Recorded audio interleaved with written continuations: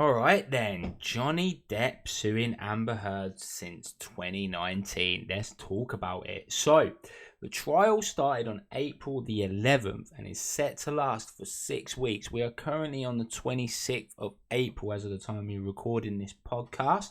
And as we know, if you haven't already discovered it, that Johnny Depp and Amber Heard were actually divorced in 2016. So I don't know about you guys, but I have been heavily involved in this case and probably letting it take over my life a little bit too much. But that's just purely because I am really enjoying listening and watching the trial go on. It's quite interesting for me, given that I've only watched Suits in terms of anything to do really with law, and it's quite interesting to see how different it actually is.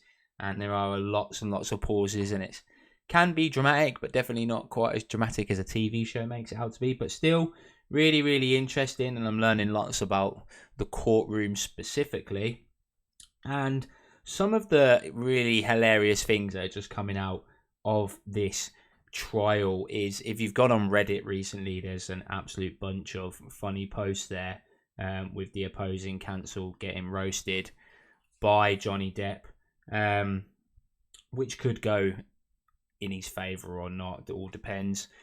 However, two things that have really made me chuckle in this, they've made me really chuckle in this, and I guess it is really serious, and we have to take it seriously. Absolutely, it's a big ordeal. But the poo in the bed, we need to talk about it because that's absolutely wild. And I'll just take a quote from what Johnny Depp actually said in court, I believe last week about it. So he says that his initial response was that he laughed at it. It was so outside, it was so bizarre and so grotesque that all I could do, or what he actually says, I could only laugh, which is just insane. Like, just step back a minute, right? And just imagine you're in, let's just say, a toxic relationship. I think it's fair to say that this is a toxic relationship. And you've had a massive argument with your respective other, and then you come home, or even if you haven't come home, you've been told, because let's be honest, most in this scenario, I don't think many people are actually going to tell you. You're not going to have butlers and friends and security walking around. You're, for the ordinary, or shall I say the typical individual, think about my life, you're actually going to see that. And if your respective other took a dump on your side of the bed, I mean, where do you go with that? Like, what is going through someone's mind when they decide to do that? Funny story, actually. And the reason why this is really a funny story is because I am aware of some strange things that people can do under the influence of alcohol. So I can imagine that the influence that you could have under drugs could be even more interesting. So one Christmas, we had a lot of different family members that were staying over, and one wasn't a family member. You might already be suspecting a suspect here. And so everyone had been drinking like really heavily on Christmas Eve, and then Christmas morning I went to go into the bathroom and brush my teeth like you typically do, and I looked to the left of me, and I kid you not, there was a shit in the bath, right? And for literally to this day, and I think this was it would have to at least been 12 to 14 years ago. It's a really long time ago, back when I lived at my mum's.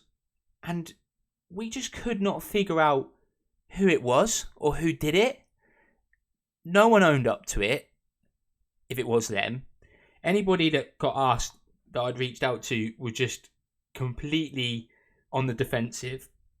So we have no idea to this day who did it, and we'll go into more detail on it, but all I'm saying is that, and again, it was one of those situations where all you could do was laugh. And this isn't my respective partner that's done this to me. This is someone random in the house. But the kind of thought that went through my mind was, you've gone into the bathtub, or you've gone onto the other side of your partner's bed in this case, and you've squatted down. You've taken your clothes off. You've squatted down, and you've squeezed a shit out, like. And then, did you even wipe? Like, what happened? Did it smell and you immediately left the vicinity? I need answers. Like, I feel like I really need answers behind the thought process on this, because it's wild. Like, it's absolutely wild. I just, no wonder his response was, all I could do was laugh, because where do you even go with that? Like, that is absolutely wild. And I don't know. Even to this day, even for me, I still need an answer. And I have my suspect as well, who I actually still think it is. Never been proven. I hope that one day I find out who had a shit in my mum's bathtub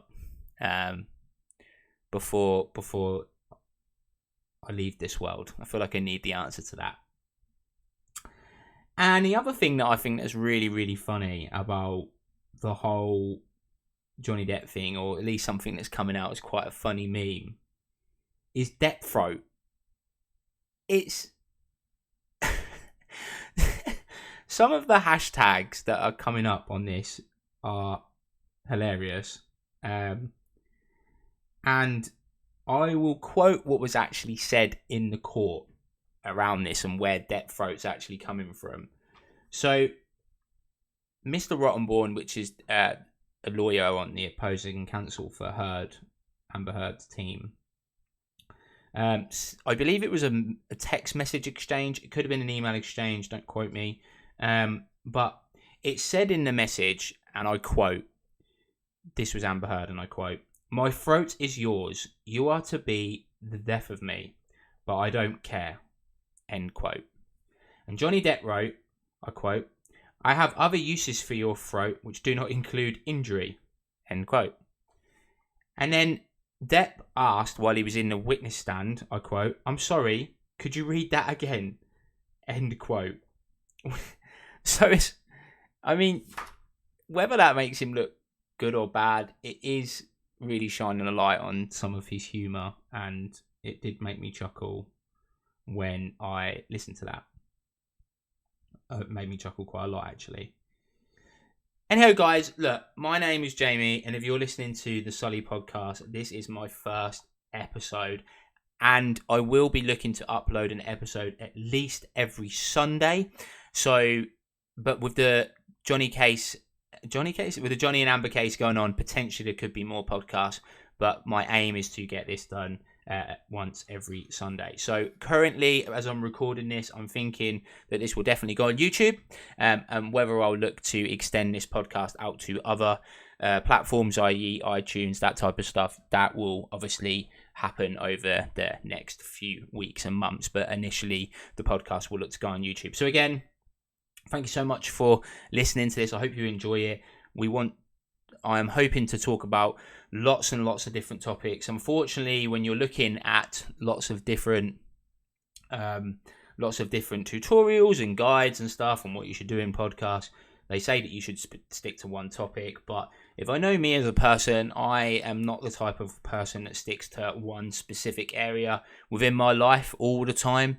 I am fairly inconsistent in terms of my attention span, and so therefore I could be doing running 1 month and then I could be doing cycling another, and I suppose I just try lots of different things and see what sticks. So hopefully you enjoy this podcast, and again, I appreciate you for listening in. And given that this will be on YouTube, feel free to put any comments, as I will look to answer questions in future episodes. So getting back to the Johnny Depp case then. So I don't know about you guys, but yeah, this has been really consuming my life. I've been absolutely loving it. And I highly recommend, never spoke to these people, by the way, but I do recommend that you check out Legal Bites. So really cool YouTube channel. She does a really good job of actually streaming it live every single day, which is cool. So you get to see her and other people's reactions to the live feed that's coming out of the courtroom, and a lot of the people that seem to join her videos are lawyers, or they have various different professional occupations that relate to the case, which I think is really cool. So I just wanted to say a massive thanks to Legal Bites, because she does recap videos as well, usually 7 hours, roughly 7 to 10 hours after the main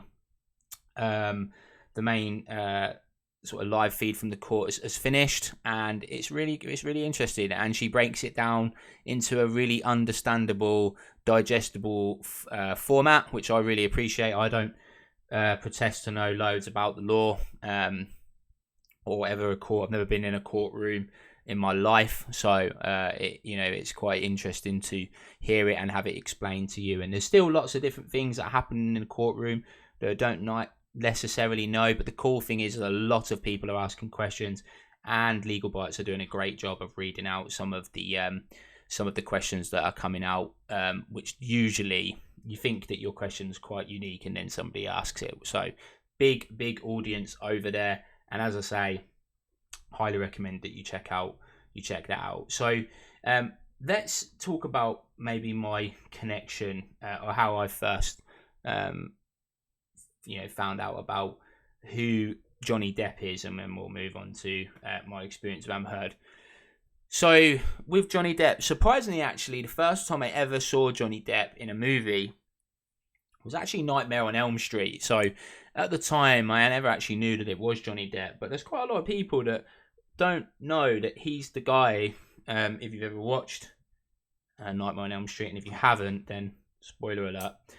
He's the kid that's on the bed, and he probably has a bigger part in the movie, but I just vaguely remember this, such a distinct moment in the series. He's watching TV on bed, which again on its own is so strange, like having a box TV on, like you look at that today and having a box TV just on your bed, and you're just sitting there watching TV while you're laying down, just so funny. But anyway, he's watching TV, or he looks like he's falling asleep on the bed, if I remember rightly, and then Freddy Krueger pulls him into like this massive sort of dream world kind of hell, and then it bursts. He obviously dies, and then it bursts up onto the ceiling, and just blood goes everywhere. It's absolutely ridiculous. Like when you rewatch it, it's just the most absurd scene, and it's just really funny. And so that is the very first time that I unknowingly saw Johnny Depp in his acting career. And then I think the second time I would have seen him was in Edward Scissorhands, and then obviously the notorious Pirates of the Caribbean films. So they're the most, I mean, I have seen him in various other films, but they're the ones that stand out the most to me. I think he's a really cool actor. I think he does quite a lot with the character Jack Sparrow, if I'm being brutally honest. Although I wouldn't say that any of the Pirates of the Caribbean films were my absolute favourite. He was very interesting character in it for me. And if you had to ask me, was he one of the characters that was what would draw me to the show more than everybody else, I'd have to say yes. Which, before you may be thinking that does make me biased towards Johnny Depp in any way, I just find that I've had more experience with his films. So let's look over at Amber Heard just quickly and just see what you guys want to know about my experience with Amber Heard. So I have only ever seen Amber Heard to my knowledge, as of recording this podcast, and again, I'd probably have to look over a film history, but is Aquaman. And to be honest, it never really clicked with me straight away that was the film that I knew her from, because I think it's safe to say that, well, she's not in the sea when I've seen her in court for start, and I think her hair colour is totally different. So obviously now looking back on it, I can see that's absolutely her. But no, from knowledge, not really too familiar with Amber Heard. However, I do think that I'm sure she's been in other stuff as well that I'm probably aware of, but as I say, to my knowledge right now, I don't know. So if you're talking about my experience and what I've gotten out of both of the actors, then absolutely I've gotten more out of what Johnny Depp has done. But I am taking the trial very much on face value in terms of what comes out in it. It's very, very difficult to not feel kind of really connected to Johnny Depp right now in his trial, because one, Amber's not actually spoken yet, and second of all, I think that a lot of the struggles that Johnny Depp has gone through in terms of drug abuse and that type of stuff, I have been a witness to that over my life. So not necessarily something that I have personally done, but I have definitely been a witness to that with various family members and friends. And so I can see the struggles and the battles that he is talking about, and I can very much relate to the patterns that, you know, people do unfortunately go through in these situations, which of course is quite heartbreaking in itself. And I do really appreciate his the way that he's coming across, that he is very much putting his children first, and you can't knock a man for that. He doesn't come across so far as someone who's selfish, and there isn't been anything to prove that he is physically abusive in the trial as of yet. So I think there are some unanswered questions in terms of, if you've been listening to the most recent live air within the court, so on the 25th of April, you'll know that it's come out that there were some scratches that I identified on Amber's arm following the Australia incident. And again, there's no real indication as to what's happened there, but if you think about some of the other comments that have been made within the courtroom around Johnny having to restrain Amber when she's kind of lost her temper, potentially based off of one of the photos, you could say that those marks were from somebody kind of stopping you from trying to hit you. So if you were trying to stop somebody and you were sort of grabbing their arms, even if you wasn't potentially grabbing them really tight, but they were just trying to get out of your grip, and so obviously I suppose you would naturally hold them tighter, then that, you know, could potentially cause bruises. But this is just completely speculation on my part. Obviously we don't know yet either what's happened there. However, somebody did make a really good comment in terms of, and I actually think it might have been Legal Bites, that the butler, who I'm going to talk about in a moment, the butler had sort of really detailed the damage that had happened within the apartment, and it really did sound like an Avengers party had gone on in there, the way that he was describing the amount of damage. And if you think about your angriest moment, your absolute most, like, a moment in your life when you have had anger, which was just the peak anger of you ever experienced, you would have to be in an extreme rage to want to do that much damage within a property without any self-control whatsoever. Either you've done that a lot and become desensitized and numbed to your actions, or you've just completely lost it. The amount of damage that they said was done in the place in Australia was wild. You know, you've managed to smash. I mean, the way that he described it, smashing marble off of a bar top. I mean, you'd have to do some serious force to smash marble off of a worktop. But at least in my thoughts, I would imagine that you'd have to. I mean, we don't know the size of the bottle, but I suppose a bottle at the end is, if you think about the base of a bottle, that's quite thick, and so if that really did hit a bar with that much force, could it smash off the marble? I suppose so. Obviously not an expert, but I suppose it's not out of the realm of out of possibility, but still a little bit strange. And obviously there was the fact that the bottle has hit his finger in such a way that it's completely mutilated it is insane. Like, just again, like if that is the case, you're having a disagreement, an argument. And again, I think a lot of things that maybe people aren't alluding to too much is that drugs and alcohol really can amplify the way that you behave. And what a lot of people also don't recognize is that if you've ever watched police programs, whenever they try and arrest people that are extremely high on drugs, they almost have this kind of inhuman strength to resist police.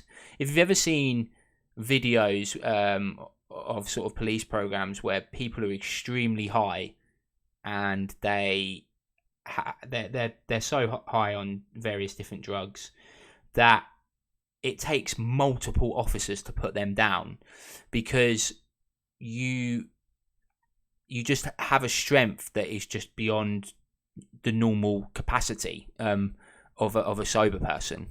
If you try to put out your best performance sober, potentially you may just, because they always say that sometimes it's a lot of things that you do in life are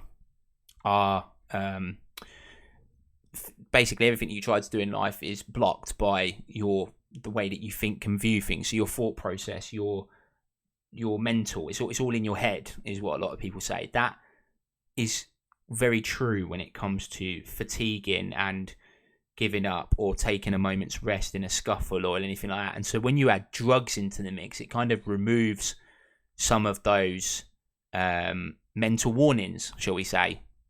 And so when you think about that and you think about the force that somebody could throw something if alcohol or drugs is involved, then it makes some of the damage that's happened in Australia seem a little bit less unrealistic. But again, speculation on my part, because we don't actually know how much alcohol and drugs was consumed that night. So if there was obviously loads consumed, then that would give a little bit of justification why there was so much damage. Because although I don't think there's been a full explanation of who's done all that damage, I think it's safe to say that it's probably a combination of both of them. We know that Johnny has he has a way about him where he'll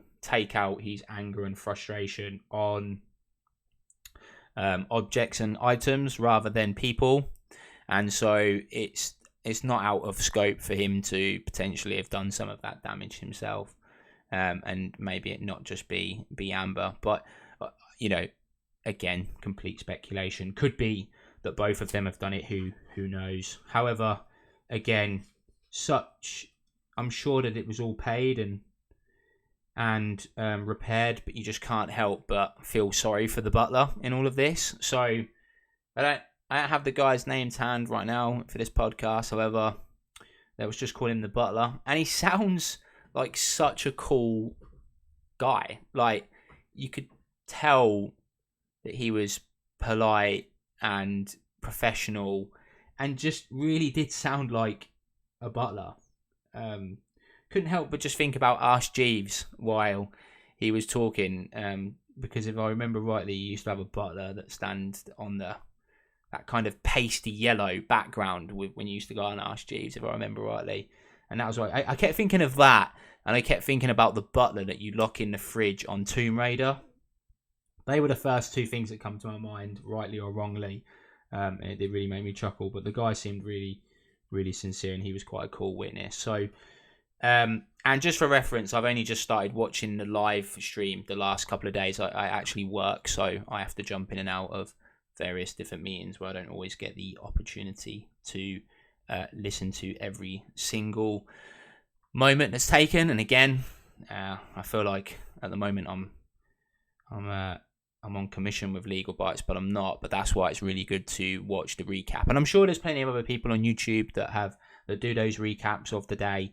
I just haven't seeked them out and bumped into Legal Bites and kind of stuck to that. Whenever I find good content that I like listening or watching, I kind of don't look to stray too far from what works. So, as I say, I'm sure there are plenty out there. So as I say, that's kind of taken over my life at the moment. I don't know about you guys. It'll be interesting to see in the comment section whether this has been sort of what you've been watching and whether you've been enjoying it, and have you had any experiences of, some of the violence that's going on in this relationship that's being sort of spoken about in court. It'll be interesting to know. I have had a lot of experience of, as I said before, being around lots of drug abuse, and there's probably many stories I have on that for another episode. But in terms of domestic violence, that's not something that I have luckily been privy to. And again, it might seem from this podcast that I am being hugely biased towards Johnny, and essentially, at this stage in the court process, it's kind of hard not to be, because like we said, she hasn't had her say. There has been a lot of evidence that is very damning towards Amber Heard, and so we won't really know what her position is and her counters to some of this stuff that's been brought up, and so we just have to wait until that happens so that we can really start to form our conclusion as the public. And it'll be interesting to know what the jury think, and also be interesting to know if any of you have ever actually been selected to be a juror, because I know that in the UK you have to be on the electoral roll, and you can get selected to be a juror. However, that's not happened to me yet, touch wood.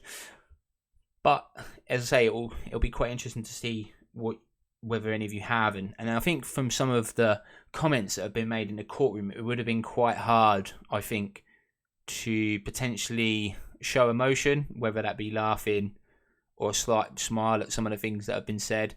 But from what I've heard, the jury is quite stone-faced, which is good, because that's obviously their job. But it'll be quite interesting to know if any of you have had any stories being a juror, and whether you were able to completely keep that emotionless face throughout it, and when there's lots of comments being made that the jury are getting bored, or they're not, the jury are getting bored, or they're losing the attention of the jury and stuff. Is that actually the case? If you've been a juror, have you sat there and lost sort of focus, if you like, in what's being said? But as I say, this is gonna wrap up my first podcast. Again, thank you ever so much for watching. I really appreciate it. This will be going live on YouTube, as I said, first of all. So if you did like it, then definitely feel free to leave a like and subscribe if you want to see my next episode. I may potentially release this one earlier than Sunday, and then after this episode, then the next one will definitely be this Sunday, which will be the 1st of May. So if this is something that you've really enjoyed and you want me to bring up something in the next episode, let me know. I will do some questions and answers probably throughout my next podcast, and look to see what other topics that I want to talk about. Thank you ever so much for watching. I really appreciate it. This is Sully signing out. Have a fantastic day, and I'll speak to you again in the next podcast. Peace.